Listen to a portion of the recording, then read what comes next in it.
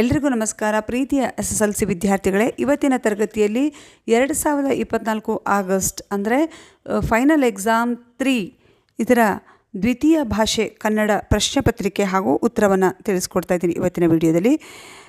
ಇದು ಆಗಸ್ಟ್ 7ರಂದು ಇತ್ತು ಈ ಎಕ್ಸಾಮ್. ಮೊದಲನೇ ಪ್ರಶ್ನೆ ಬಹು ಆಯ್ಕೆಯ ಪ್ರಶ್ನೆ 4 ಇರುತ್ತೆ. ಪ್ರಶ್ನೆಯೊಂದಕ್ಕೆ 1 ಅಂಕ. ಆದೇಶ ಸಂಧಿಗೆ ಉದಾಹರಣೆಯಾಗಿರುವ ಪದ ಡ್ಯಾಶ್. ಆಪ್ಷನ್ಸ್: ಬೇರೊಬ್ಬ, ಮಳೆಗಾಲ, ಗುರುಬನ್ನು, ಶಾಲೆಯಿಂದ. ಆದೇಶ ಸಂಧಿಗೆ ಉದಾಹರಣೆಯಾಗಿರುವ ಪದ ಮಳೆಗಾಲ. ಆಪ್ಷನ್ ಬಿ ಮಳೆಗಾಲ. ಮಳೆ ಪ್ಲಸ್ ಕಾಲ ಮಳೆಗಾಲ.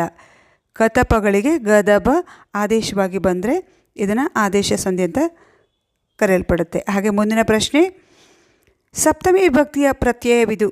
ವಿಭಕ್ತಿ ಪ್ರತ್ಯಯ 8, ಅದು ಗೊತ್ತಿರ್ಬೋದು. ವಿಭಕ್ತಿ ಪ್ರತ್ಯಯಗಳು ಯಾವ್ಯಾವುದು ಅಂತ. ಆಪ್ಷನ್ಸ್: ಅ, ಬಿ, ಗೆ, ಸಿ ಇಂದ ಡಿ, ಅಲ್ಲಿ. ಸಪ್ತಮಿ ವಿಭಕ್ತಿ ಅಲ್ಲಿ. ಆಪ್ಷನ್ ಡಿ ಅಲ್ಲಿ ಕರೆಕ್ಟ್ ಆನ್ಸರ್. ಪ್ರಶ್ನೆ 3, ಅಂಕಿತನಾಮಕ್ಕೆ ಉದಾಹರಣೆಯಾಗಿರುವ ಪದ ಬೆಂಗಳೂರು, ವಿಜ್ಞಾನಿ, ಹುಡುಗಿ, ಸಮುದ್ರ. ಇಟ್ಟ ಹೆಸರನ್ನು ಅಂಕಿತನಾಮ ಅಂತ ಕರೆಯಲ್ಪಡುತ್ತೆ. ಹಾಗಾಗಿ Bengaluru option A correct answer. ಪ್ರಶ್ನೆ 4, ಇವುಗಳಲ್ಲಿ ವರ್ತಮಾನ ಕಾಲವನ್ನು ಸೂಚಿಸುವ ಪದ. ಆಪ್ಷನ್ಸ್: ನೋಡುವನು, ನೋಡಿದನು, ನೋಡುತ್ತಾನೆ, ನೋಡಿತು. ವರ್ತಮಾನ ಕಾಲ ಅಂದರೆ ಪ್ರೆಸೆಂಟ್ ಟೆನ್ಸ್. ಆಪ್ಷನ್ ಸಿ ನೋಡುತ್ತಾನೆ ಕರೆಕ್ಟ್ ಆನ್ಸರ್. ಹಾಗೆ ಮುಂದಿನ ಪ್ರಶ್ನೆ, ಒಂದೊಂದು ವಾಕ್ಯದಲ್ಲಿ ಉತ್ತರಿಸುವಿಕೆ. 12 ಪ್ರಶ್ನೆ ಇರುತ್ತೆ. ಪ್ರಶ್ನೆಯೊಂದಕ್ಕೆ 1 ಅಂಕ. ವಿಷದ ಬಾಣವು ಮರಕ್ಕೆ ಏಕೆ ತಗುಲಿತು? ಜಿಂಕೆ ಹಾರಿ ತಪ್ಪಿಸಿಕೊಂಡಿದ್ದರಿಂದ ವಿಷದ ಬಾಣವು ಮರಕ್ಕೆ ತಗುಲಿತು. ಪ್ರಶ್ನೆ 6, ಪುಟ್ಟರಾಜರ ತಂದೆ ತಾಯಿಗಳ ಹೆಸರೇನು? ಪುಟ್ಟರಾಜರ ತಂದೆ ಹೆಸರು ರೇವಣ್ಣಯ್ಯ ಮತ್ತು ತಾಯಿಯ ಹೆಸರು ಸಿದ್ದಮ್ಮ. ಪ್ರಶ್ನೆ 7, ಸಸ್ತನಿಗಳ ಆಶ್ರಯದಾನಗಳು ಯಾವುವು? ಗುಹೆ, ಪೊಟರೆ, ಗೂಡು ಮತ್ತು ಬಿಲ ಇವು ಸಸ್ತನಿಗಳ ಆಶ್ರಯದಾನಗಳು. ಪ್ರಶ್ನೆ 8, ಹೆಡ್ ಮಾಸ್ತರರು ಸಂತೋಷಗೊಂಡುದು ಏಕೆ? ಹಳೆಯ ವಿದ್ಯಾರ್ಥಿಗಳು ತಮ್ಮ ಮನೆಗೆ ಬಂದಿದ್ದರಿಂದ ಹೆಡ್ ಮಾಸ್ತರರು ಸಂತೋಷಗೊಂಡರು. ಪ್ರಶ್ನೆ 9, ಲಂಡನ್ ವಿಶ್ವವಿದ್ಯಾನಿಲಯದ ಮುಂದೆ ಗಾಂಧೀಜಿಯವರ ಪ್ರತಿಮೆಯನ್ನು ಏಕೆ ಸ್ಥಾಪಿಸಲಾಗಿದೆ? ಲಂಡನ್ ವಿಶ್ವವಿದ್ಯಾನಿಲಯದಲ್ಲಿ ಗಾಂಧೀಜಿಯವರು ಓದಿದ್ದರಿಂದ ಅಲ್ಲಿ ಗಾಂಧೀಜಿಯವರ ಪ್ರತಿಮೆಯನ್ನು ಸ್ಥಾಪಿಸಲಾಗಿದೆ. ಪ್ರಶ್ನೆ 10, ಗೋಪಾಲನಿಗೆ ಬಣ್ಣ ಬಣ್ಣದ ಹೂಗಳು ಹೇಗೆ ಕಾಣಿಸುತ್ತಿದ್ದವು? ಗೋಪಾಲನಿಗೆ ಬಣ್ಣ ಬಣ್ಣದ ಹೂಗಳು ಸಾವಿರಾರು ಮಳೆಬಿಲ್ಲುಗಳು ಸೇರಿ ಕುಣಿದಂತೆ ಕಾಣಿಸುತ್ತಿದ್ದವು. ಪ್ರಶ್ನೆ 11, ಯುಗಾದಿಯಲ್ಲಿ ಯಾವ ತಿನಿಸನ್ನು ಹಂಚುವ ಸಂಪ್ರದಾಯವಿದೆ? ಯುಗಾದಿಯಲ್ಲಿ ಬೇವು ಬೆಲ್ಲವನ್ನು ಹಂಚುವ ಸಂಪ್ರದಾಯವಿದೆ. ಪ್ರಶ್ನೆ 12, ತಿಮಿರಕ್ಕೆ ವೈರಿ ಯಾವುದು? ತಿಮಿರಕ್ಕೆ ವೈರಿ ದೀಪ. ಪ್ರಶ್ನೆ 13, ಅಡಿಗರು ಹಗಲಿರುಳು ಯಾವುದಕ್ಕೆ ಹೋರಾಡಬೇಕೆಂದು ಹೇಳುತ್ತಾರೆ? ಒಂದೇ ಹೆಗ್ಗುರಿಗೆ ಹಗಲಿರುಳು ಹೋರಾಡಬೇಕೆಂದು ಅಡಿಗರು ಹೇಳುತ್ತಾರೆ. ಪ್ರಶ್ನೆ 14, ಕುಣಗಲ್ ಕೆರೆ ಹೇಗೆ ಬಾಗಿದೆ? ಕುಣಗಲ್ ಕೆರೆ ಬಾಳೆಹಣ್ಣಿನಂತೆ ಬಾಗಿದೆ. ಪ್ರಶ್ನೆ 15, ದನವಿದ್ದವರಲ್ಲಿ ಇರಬೇಕಾದ ಗುಣ ಯಾವುದು? ದನವಿದ್ದವರಲ್ಲಿ ಇರಬೇಕಾದ ಗುಣ ದಯೆ. ಪ್ರಶ್ನೆ 16, ಕೌರವನ ಸೇನೆ ಉತ್ತರನಿಗೆ ಹೇಗೆ ಕಾಣಿಸಿತು? ಕೌರವನ ಸೇನೆಯು ಉತ್ತರನಿಗೆ ವಿಶಾಲವಾದ ಸಮುದ್ರದಂತೆ ಕಾಣಿಸಿತು. ಮುಂದಿನ ಪ್ರಶ್ನೆ 3-4 ವಾಕ್ಯಗಳಲ್ಲಿ ಉತ್ತರಿಸಿರಿ. ಪ್ರಶ್ನೆಯೊಂದಕ್ಕೆ 2 ಅಂಕ. 8 ಪ್ರಶ್ನೆ ಇದೆ. ಪ್ರಶ್ನೆ 17, ಗಿಳಿಯು ಇಂದ್ರನನ್ನು ಯಾವ ವರ ಕೇಳಿತು? ವಿದ್ಯಾರ್ಥಿಗಳೇ, ಇಲ್ಲಿ ನಾನು ಉತ್ತರವನ್ನು ಹೇಳಲ್ಲ. ಉತ್ತರ ಯಾರಿಗೆ ಅವಶ್ಯಕತೆ ಇದೆಯೋ ದಯಮಾಡಿ ಸ್ಕ್ರೀನ್ಶಾಟ್ ತೆಗೆದುಕೊಳ್ಳಿ. ಪ್ರಶ್ನೆ 18, ರೈತರು ಎದುರಿಸುತ್ತಿರುವ ಸಮಸ್ಯೆಗಳು ಯಾವುವು? ಪ್ರಶ್ನೆ 19, ಹಕ್ಕಿಗೂಡಿನಲ್ಲಿ ಬದುಕಿನ ಯಾವ ಯಾವ ಅನುಭವಗಳಿವೆ?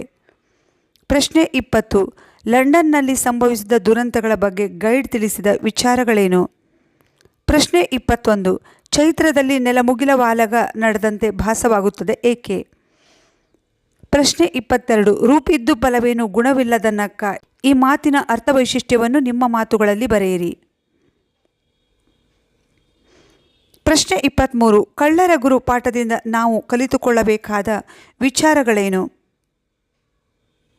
ಪ್ರಶ್ನೆ 24, ಹೊಳೆಯ ದಂಡೆಯ ಸಾಲಿನಲ್ಲಿ ಹಿಂದಿನ ಯಾವ ನೆನಪುಗಳಿವೆ?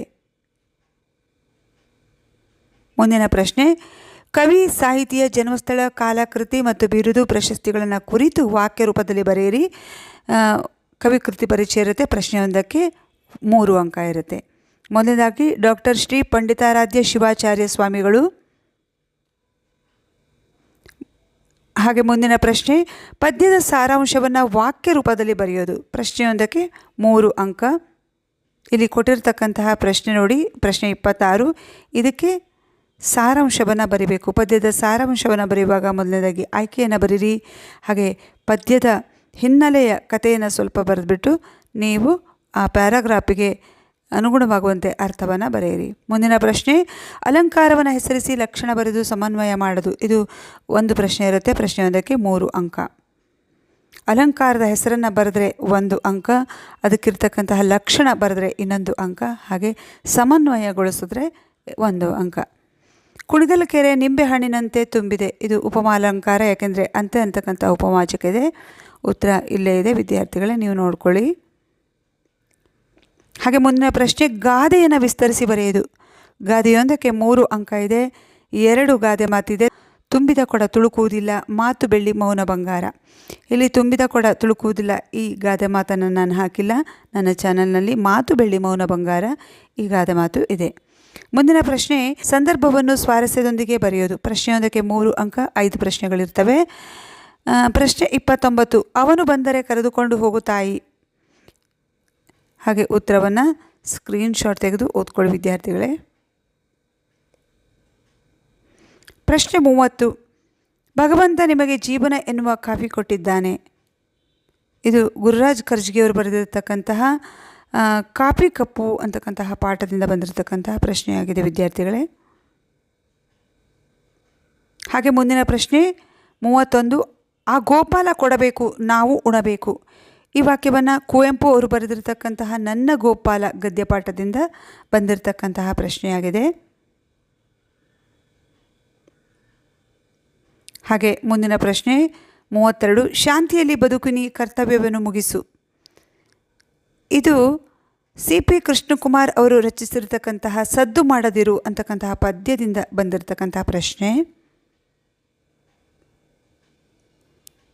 ಹಾಗೆ ಪ್ರಶ್ನೆ 33, ಭಾವ ತಂದಾನೆ ಬಣ್ಣದ ಸೀರೆ. ಈ ವಾಕ್ಯವನ್ನು ಜನಪದರು ರಚಿಸಿರ್ತಕ್ಕಂತಹ ಮೂಡಲ್ ಕುಣಗಲ್ ಕೆರೆ ಅನ್ನೋ ಒಂದು ಜನಪದ ಗೀತೆಯಿಂದ ಬಂದಿರತಕ್ಕಂತಹ ಪ್ರಶ್ನೆಯಾಗಿದೆ.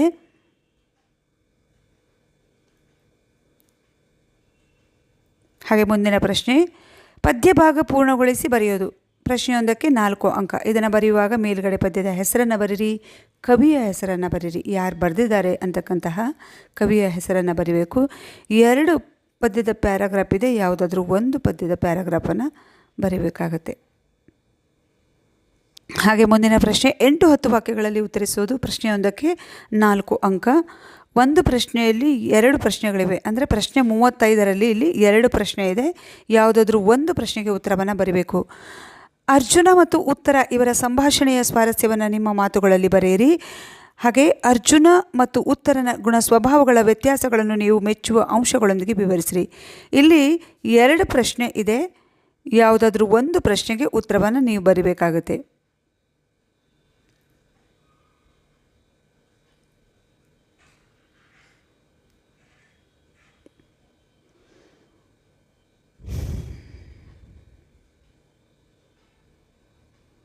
ಹಾಗೆ ಮುಂದಿನ ಪ್ರಶ್ನೆ, ಒಂದು ಗದ್ಯ ಭಾಗವನ್ನು ಕೊಟ್ಟಿದ್ದಾರೆ, ಅಂದರೆ ಒಂದು ಪ್ಯಾಸೇಜನ್ನು ಕೊಟ್ಟಿದ್ದಾರೆ, ಅದಕ್ಕೆ ಪ್ರಶ್ನೆಗಳನ್ನು ಕೊಟ್ಟಿದ್ದಾರೆ, ಅಂದರೆ 2 ಅಂಕದ 2 ಪ್ರಶ್ನೆಗಳನ್ನು ಕೊಟ್ಟಿದ್ದಾರೆ.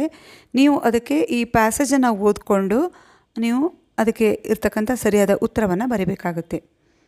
ವಿದ್ಯಾರ್ಥಿಗಳೇ, ನೀವು ಮೊದಲು ಯಾವ ಪ್ರಶ್ನೆಯನ್ನು ಕೊಟ್ಟಿದ್ದಾರೆ ಆ ಪ್ರಶ್ನೆಯನ್ನು ಮೊದಲು ಓದಿಕೊಂಡು ಆಮೇಲೆ ಈ ಪ್ಯಾಸೇಜನ್ನು ಓದಿದ್ರೆ ಆನ್ಸರ್ನ ಸುಲಭವಾಗಿ ಹುಡುಕ್ಬೋದು. ಅರ್ಥ ಆಯಿತಾ? ನೋಡಿ, 2 ಪ್ರಶ್ನೆ ಕೊಟ್ಟಿದ್ದಾರೆ. ರೋಗಿ ಮತ್ತು ವೈದ್ಯರ ಪರಸ್ಪರ ದೂರುಗಳು ಯಾವುವು? ಮನುಷ್ಯ ತುತ್ತಾಗುವ ಕಾಯಿಲೆಗಳು ಯಾವುವು? ಅದಕ್ಕೆ ಬೇಕಾಗಿರ್ತಕ್ಕಂತಹ ಉತ್ತರಗಳನ್ನು ಕೂಡ ಕೊಟ್ಟಿದ್ದಾರೆ. ಮುಂದಿನ ಪ್ರಶ್ನೆ, ಪ್ರಬಂಧ ಬರವಣಿಗೆ. ಇಲ್ಲಿ ಪ್ರಬಂಧಕ್ಕೆ 4 ಅಂಕ ಇದೆ. ವಿದ್ಯಾರ್ಥಿಗಳೇ, ಗ್ರಂಥಾಲಯಗಳ ಮಹತ್ವ ಹಾಗೂ ಅರಣ್ಯ ಸಂರಕ್ಷಣೆಯ ಇಂದಿನ ಅಗತ್ಯತೆ, ಇದು 2 ಪ್ರಬಂಧವನ್ನು ಹಾಕಿದ್ದೀನಿ ನಾನು ನನ್ನ ಚಾನಲ್ನಲ್ಲಿ, ನೋಡ್ಕೊಳ್ಳಿ. ಹಾಗೆ ಮುಂದಿನ ಪ್ರಶ್ನೆ, ಪತ್ರಲೇಖನ. ಯಾವುದಾದ್ರೂ ಒಂದಕ್ಕೆ ಮಾತ್ರ ಉತ್ತರಿಸಬೇಕು. 2 ಪತ್ರಲೇಖನಗಳಿರ್ತವೆ. ಪ್ರಶ್ನೆಯೊಂದಕ್ಕೆ 5 ಅಂಕ. ನಿಮ್ಮನ್ನು ಬೆಳಗಾವಿ ಸರ್ಕಾರಿ ಪ್ರೌಢಶಾಲೆಯ ವಿದ್ಯಾರ್ಥಿನಿ ಗೀತಾ ಎಂದು ಭಾವಿಸಿಕೊಂಡು ನಿಮ್ಮ ಶಾಲೆಗೆ ಶುದ್ಧ ಕುಡಿಯುವ ನೀರಿನ ವ್ಯವಸ್ಥೆ ಕೊಡುವಂತೆ ಕೋರಿ ಮಹಾನಗರ ಪಾಲಿಕೆಯ ಆಯುಕ್ತರಿಗೊಂದು ಮನವಿ ಪತ್ರವನ್ನು ಬರೀಬೇಕು. ಆಯುಕ್ತರು ಮಹಾನಗರ ಪಾಲಿಕೆ ಅಂತ ಬರೆದು ಬೆಳಗಾವಿ ಅಂತ ಬರೆದು ಈ ಪತ್ರವನ್ನು ಸ್ಟಾರ್ಟ್ ಮಾಡಬೇಕು. ಫ್ರಮ್ ಅಡ್ರೆಸ್ ಗೀತಾ, ಅಂದರೆ ಇಂದ ಗೀತಾ ಸರ್ಕಾರಿ ಪ್ರೌಢಶಾಲೆ ಬೆಳಗಾವಿ.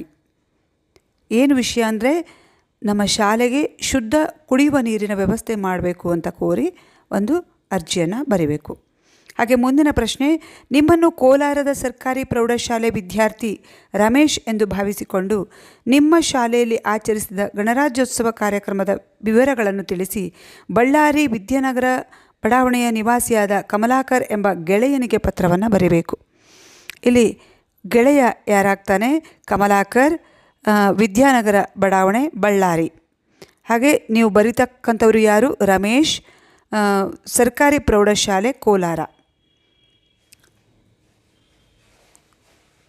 ಪತ್ರಲೇಖನಕ್ಕೆ 5 ಅಂಕ ಇರುತ್ತೆ. ಯಾವ ರೀತಿ ಪತ್ರಲೇಖನ ಬರೀಬೇಕು, ಯಾವ್ಯಾವ ಅಂಶಕ್ಕೆ ಎಷ್ಟು ಅಂಕಗಳು ಅನ್ನೋದ್ರ ಬಗ್ಗೆ ಮಾಹಿತಿ ಇದೆ. ವಿದ್ಯಾರ್ಥಿಗಳೇ, ಇಲ್ಲಿವರೆಗೆ 2024 ಆಗಸ್ಟಲ್ಲಿ ನಡೆದಿರತಕ್ಕಂಥ ಎಕ್ಸಾಮ್ 3 ದ್ವಿತೀಯ ಭಾಷೆ ಕನ್ನಡದ ಪ್ರಶ್ನೆಗೆ ಉತ್ತರವನ್ನು ತಿಳಿದುಕೊಂಡ್ರಿ. ವಿಡಿಯೋ ಇಷ್ಟ ಆದರೆ ಪ್ಲೀಸ್ ಒಂದು ಲೈಕ್ ಮಾಡಿ. ಯಾರ್ಯಾರು ಹೊಸದಾಗಿ ನನ್ನ ವಿಡಿಯೋವನ್ನು ನೋಡ್ತಾ ಇದ್ದರೂ ದಯಮಾಡಿ ನನ್ನ ಚಾನಲ್ನ ಸಬ್ಸ್ಕ್ರೈಬ್ ಮಾಡ್ಕೊಂಡು ವಿಡಿಯೋ ನೋಡಿ. ನಿಮ್ಮ ಫ್ರೆಂಡ್ಸ್ಗೆ ಯಾರಿಗಾದರೂ ಅವಶ್ಯಕತೆ ಇದ್ದರೆ ದಯಮಾಡಿ ಶೇರ್ ಮಾಡಿ. Thank you.